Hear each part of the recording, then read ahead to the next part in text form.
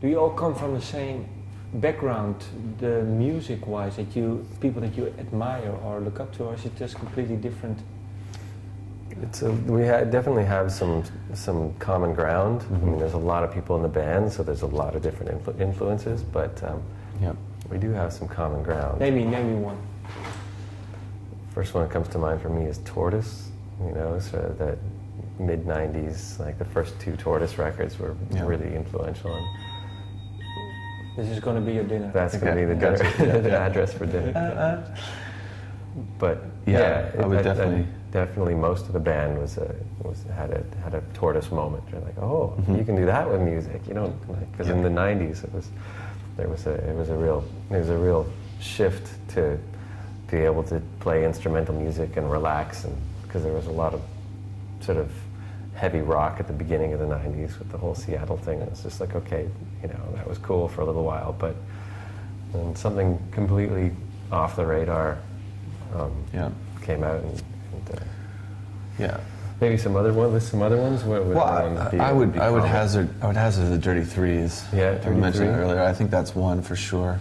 I think a lot of people did have a bit of a moment too with that whole sort of Dinosaur Jr., Sonic Youth era of stuff as well, like noisy guitar, experimental stuff, but with melody, and that certainly has an influence. My Bloody Valentine, that sort of thing. I mean, there's some strange ones too, like me and Johnny caught ourselves singing Dead Kennedys, and we knew all the lyrics to a bunch of their songs. And Brendan was weaned on heavy metal growing up in the suburbs, so he knows like all the heavy metal classics. And when you and Ohad were in a metal band together. Yeah, so there's some common ground, but there's definitely people who don't kind of. And what is then the broadest range? If you look up to one person being into, I don't know, soul or Motown, I mean, Sinatra and the other one. Yeah. Sure, everybody's into lots of different things. I mean, there's Soul Treasures. Everybody's fallen in love with the whole series of records. Soul Treasures, Volume 1, 2, 3, and 4. Yeah, the Deep Soul Treasures. Treasures, phenomenal.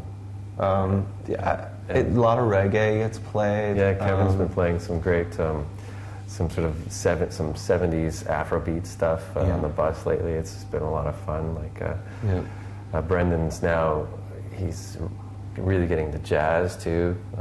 So there's a huge range of music being played on the bus, and touring is a great musical education because everybody brings in their stuff. It's okay, listen to this, and it's all over the map. Like, it's just amazing what countries it comes from, what era it comes from. It's just, we try to listen to everything. But do you listen to music that's not in your native language too? Oh yeah, definitely. Can you name one or two?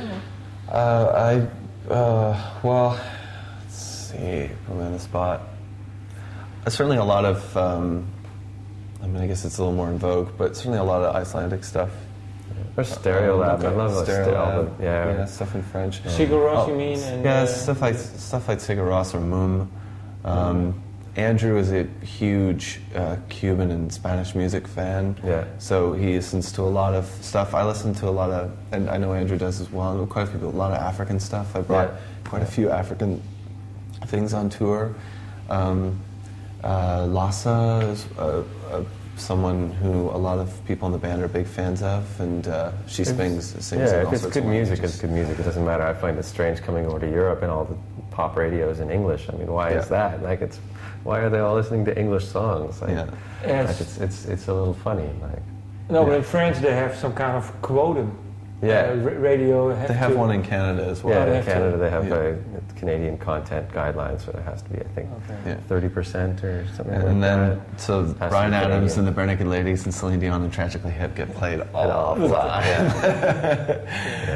But, another Rush classic. Yeah, I love Rush, but, they're really, I don't think, the greatest thing about, I think the band's musical tastes are in line with the band's musical ambitions and its approach to membership, which is that there's no real set rule, and everyone's open to a million different possibilities. Ultimately, it's whatever excites you. You listen to. I mean, we were in Cologne, we went to a Russian restaurant the other day, and they were playing this amazing Russian folk music, which sounded almost like Mexican or something like that. And it was just fantastic. It's like whatever you know has some sort of emotional response or excitement to it. You know, you want to like steal to a certain degree, like just a little bit. It's like, wow, that made me feel really great. Maybe I can like duplicate that. And of course, it doesn't end up sounding anything like whatever Russian folk music. But it's like that's when it starts to become new in a way. I think it's just you try and recreate not necessarily the sound, but get some of the emotion from it, like some of the mixed ideas.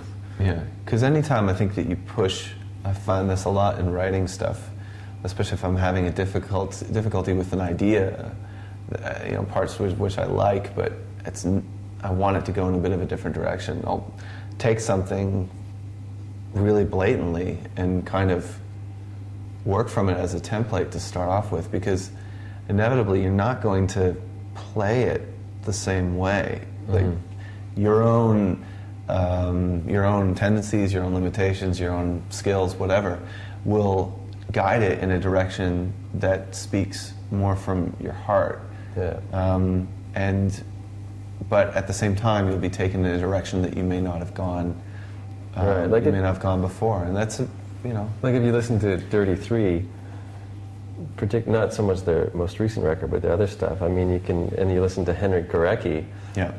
There's huge similarities, although it's totally different. But you can just feel the same kind of mood. I wouldn't be surprised if they were influenced by Henryk Górecki, but I have no idea. But I mean, this is that kind of bleeding over happens all the time. Or Godspeed. Godspeed. Who definitely, they were definitely influenced by Henryk Górecki. But the way you can track it to that same sense of the Third Symphony, where it's just this overwhelming sadness on this progression of just slow build until it just becomes this mammoth wall of heavy sad emotion. But the way Godspeed does it and the way this full orchestra do it are completely different.